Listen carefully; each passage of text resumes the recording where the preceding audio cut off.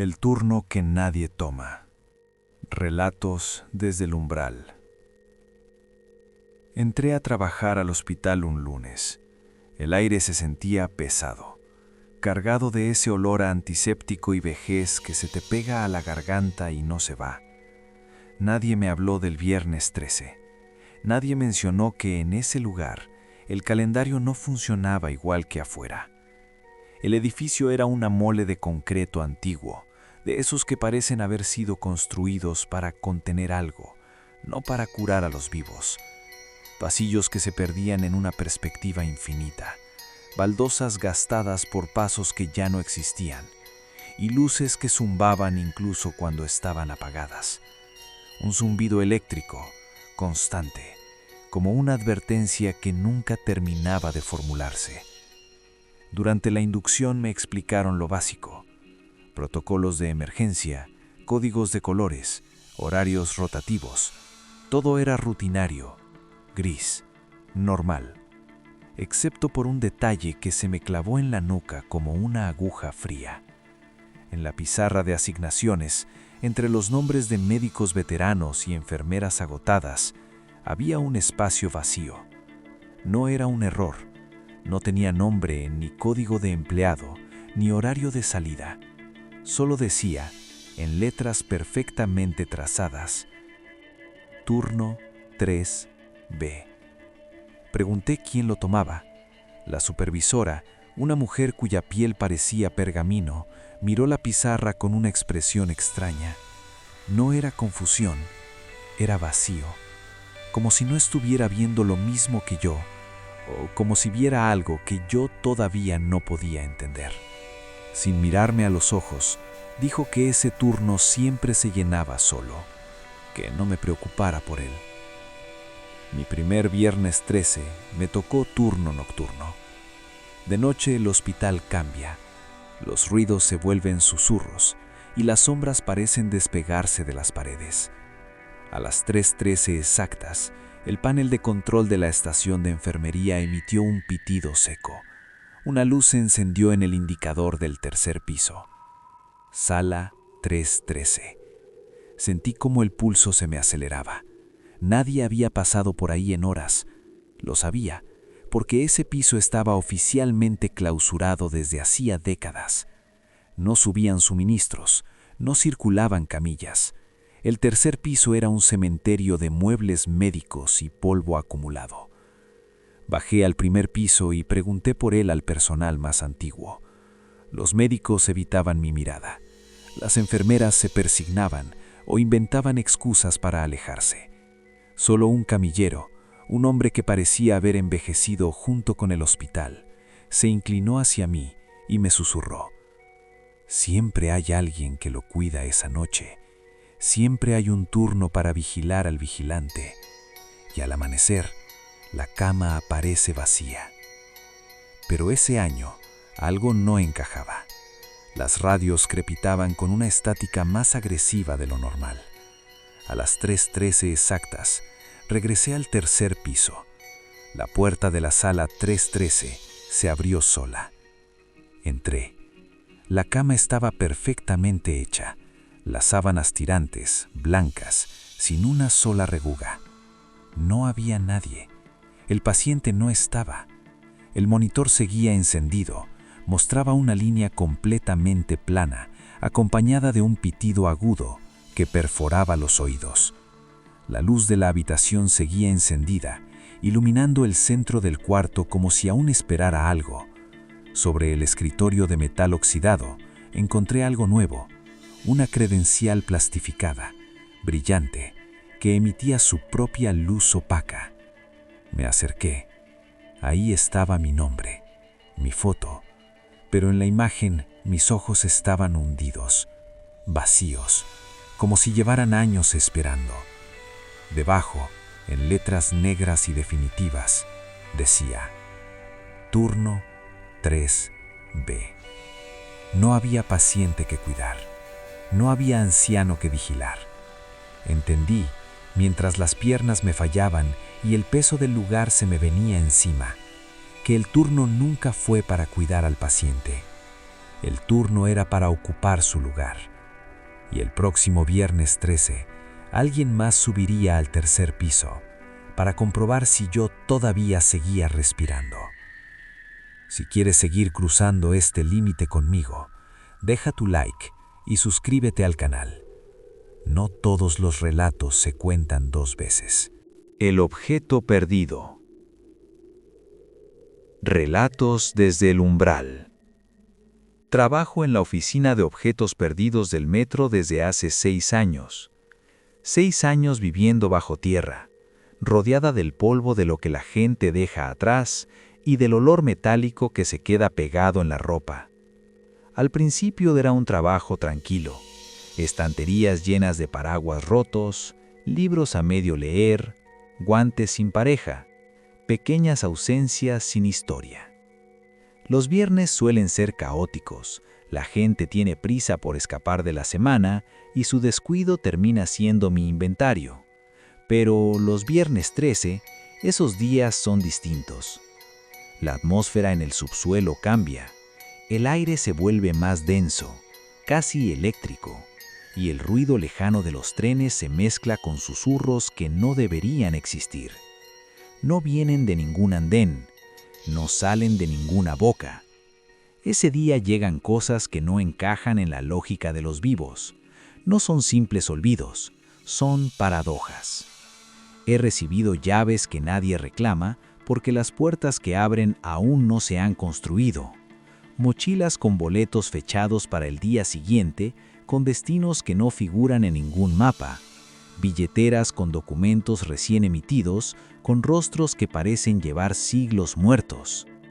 A las 11 de la noche, cuando el silencio del túnel se volvía ensordecedor, llegó un objeto nuevo. Un celular. Era moderno, frío al tacto, con la pantalla impecable. No tenía contraseña.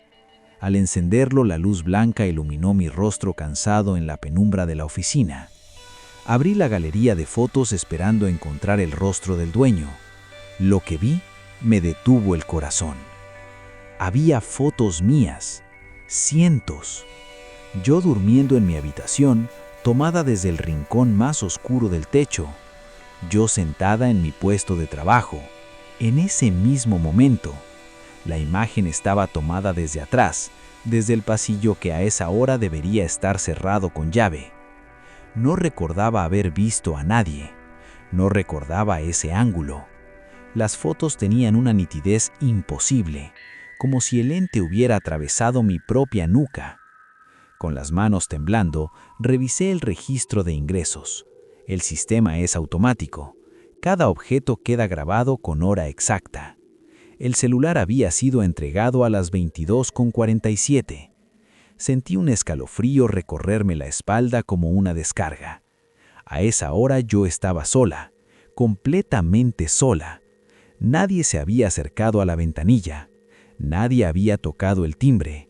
Pero el registro estaba ahí, marcando una entrega que mis ojos no vieron, pero que el metal y el sistema confirmaban. El sótano empezó a sentirse más pequeño.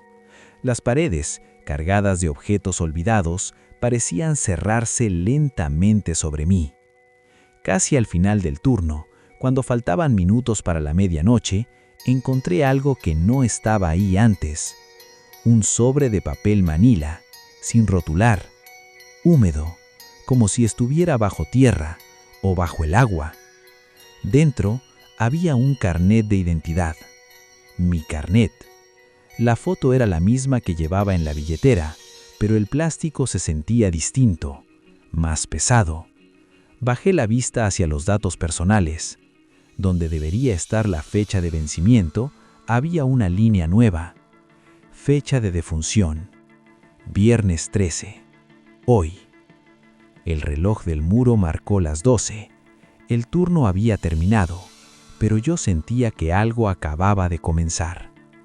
Caminé hacia la reja de salida con el sobre apretado contra el pecho. El guardia, un hombre que nunca habla y cuyos ojos siempre permanecen en sombra, me detuvo con un gesto seco. Me pidió identificación para registrar la salida. Era el protocolo, siempre lo había sido. Le entregué el carnet que acababa de encontrar. No dije nada, no protesté. Lo hice con la resignación de quien entiende que ha caído en una trampa perfecta. El guardia lo observó bajo la luz parpadeante del pasillo. Asintió con una lentitud que no parecía humana. La barrera se abrió con un gemido metálico. Nunca volví a casa esa noche. Mi apartamento sigue igual, con las luces apagadas y el café frío sobre la mesa. Nunca crucé el umbral hacia la superficie. Me quedé en las sombras de la estación, convirtiéndome en parte del inventario de lo que se pierde y no se recupera. Ahora soy un rumor en los túneles, pero mi celular sigue apareciendo. Cada viernes 13, alguien lo encuentra en la oficina de objetos perdidos. Alguien revisa las fotos y alguien muy pronto encontrará su propio nombre dentro de un sobre sin rotular. La casa que no abre nunca. Relatos desde el umbral. En mi barrio había una casa que nadie pudo abrir nunca. Se alzaba al final de la calle, envuelta en una hierba espesa que parecía más una red de venas que una planta. Las ventanas no estaban sucias, estaban opacas por una neblina interna que impedía ver el corazón del lugar. Muchos lo intentaron. Cerrajeros expertos se fueron con las herramientas rotas y el rostro pálido. Vecinos curiosos probaron con fuerza bruta, palancas, mazos. Nada funcionó. La madera de la puerta no se sentía como madera, sino como piedra fría, como si fuera parte del cimiento mismo del mundo. Ni con llaves, ni con fuerza, ni con herramientas. Pero toda regla tiene una excepción. Solo una vez, la casa cedió. Fue un viernes 13, cuando éramos niños. El sol tenía un color extraño, un naranja metálico que alargaba las sombras de forma antinatural. Nos acercamos por desafío, por aburrimiento, por esa valentía inconsciente que solo existe antes de entender el miedo. Uno de nosotros tocó el pomo de bronce. Estaba helado. No hubo resistencia. La puerta se abrió con un susurro, como si hubiera estado esperando el peso exacto de nuestra inocencia. Al cruzar, el aire cambió. No olía a encierro ni a polvo. Olía a cera de vela recién apagada y a papel antiguo. La casa no estaba abandonada, estaba detenida. El tiempo parecía suspendido en un cristal perfecto. Avanzamos por el pasillo, cada vez más despacio. Cada habitación correspondía a un año distinto. En una, los muebles eran de los años 50. En la siguiente, el papel tapiz gritaba los 70. Más adelante, los colores y las formas avanzaban década tras década. En cada pared había calendarios, todos de años diferentes, todos marcando el mismo día, viernes 13. Sobre las mesas había diarios abiertos exactamente en esa fecha. Las noticias hablaban de tragedias distintas en lugares distintos, pero todas compartían una misma sensación de repetición. Y luego estaban las fotos. Cientos de fotografías familiares enmarcadas en plata. Personas sonriendo, celebrando, cumpleaños, cenas, reuniones, siempre bajo la luz de ese mismo día. Eran los mismos rostros, pero envejeciendo de habitación en habitación, como si su vida solo ocurriera un viernes 13 tras otro. Al fondo del pasillo, donde la luz ya no llegaba, encontramos el comedor. El aire era tan denso que costaba respirar. Había una mesa puesta con una elegancia fúnebre para una sola persona. Un plato de porcelana fina, un vaso de cristal tallado, cubiertos de plata perfectamente alineados sobre una servilleta blanca, y una silla de respaldo alto, vacía, esperando. Salimos corriendo cuando el reloj de pared dio una campanada que no sonó a metal, sino a algo demasiado parecido a un grito humano. Años después volví, no por valentía, sino por necesidad, pero la casa ya no existía. No había escombros, no había asisas, no había marcas de demolición, solo un sitio eriazo, un trozo de tierra muerta donde ni siquiera la maleza crecía. Los vecinos nuevos aseguraban que ahí nunca hubo nada. Esa noche, mientras la lluvia golpeaba las ventanas de mi departamento, Revisé cajas viejas buscando fotos de mi infancia. Necesitaba una prueba, algo que me dijera que no lo había imaginado. Encontré un sobre que no recordaba haber guardado, amarillento, frío al tacto. Al abrirlo, sentí que el mundo se detenía. Era una fotografía del comedor. La mesa estaba ahí, el plato, el vaso, pero la silla ya no estaba vacía. En la imagen, un niño con mi ropa de hace 20 años y mi misma mirada estaba sentado en la cabecera, mirando fijamente a la cámara. Era yo. Ahora entiendo que el tiempo no es una línea, es un círculo que se cierra lentamente sobre nosotros. Hay cosas que no se repiten por azar, solo esperan la fecha correcta para reclamar lo que siempre fue suyo. La casa no estaba cerrada para que nosotros no entráramos. Estaba cerrada para que lo que entró ese viernes 13 nunca pudiera salir. Hoy vuelve a ser viernes 13 y acabo de escuchar cómo alguien abre la puerta de mi departamento sin usar una llave. Si quieres seguir cruzando este límite conmigo, deja tu like y suscríbete al canal. No todos los relatos se cuentan dos veces.